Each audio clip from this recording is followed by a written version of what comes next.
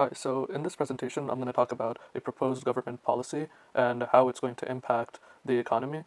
And this policy has to do with stimulus packages. But before we go into this fiscal policy and what is contained in the stimulus package, let's first see why Congress is trying to pass a bill that would stimulate the economy. So one reason why a stimulus package might be needed is because the economy is currently in a recession or in some kind of economic contraction, and that's basically periods of economic downturn when output and employment are falling.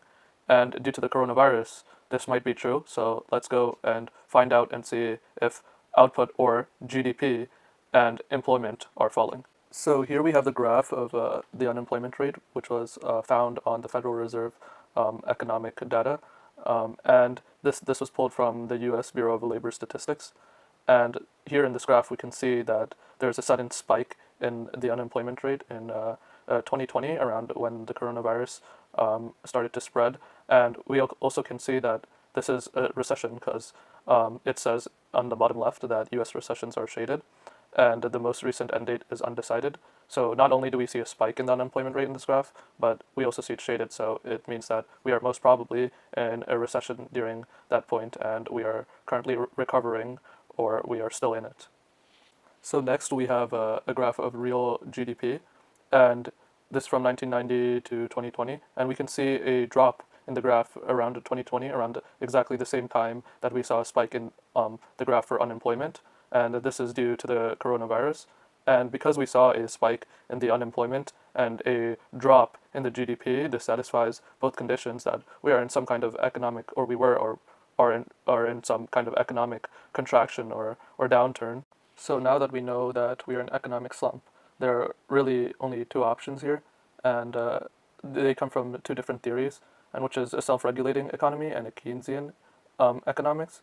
And we currently use Keynesian economics, and so Keynesian economics says economic slumps are caused by inadequate spending and they can be mitigated by government intervention, and that is the reason why we are having a COVID stimulus bill. So going back to the proposal, Congress is planning a $900 billion relief proposal, which will include unemployment insurance, stimulus checks, money for small businesses, indirect funds for states, cities, and the stuff that's going to be left out are direct aid for state and local governments and lawsuit liability shield for businesses. And those two are currently out of the relief proposal because they're conflicted upon by both parties, the Republican and Democratic Party. So, according to an article by the Wall Street Journal, the bipartisan group currently agrees upon $748 billion of the bill, and that would include a $300 a week to state unemployment insurance recipients for 16 weeks, $300 billion for small businesses, including another round of the Paycheck Protection Program, and $35 billion for healthcare providers, and $82 billion for schools. So, how will this fiscal policy help the economy and help it recover? And this stimulus package includes checks to individuals. And the whole idea behind this is that giving checks to households and individuals will increase consumer spending, which is part of the GDP formula, which is C plus I plus G plus X minus M, exports minus imports. And here we can see that the C stands for consumption, which is based off of consumer spending. And giving checks to individuals will most likely increase consumer spending, which will also increase GDP.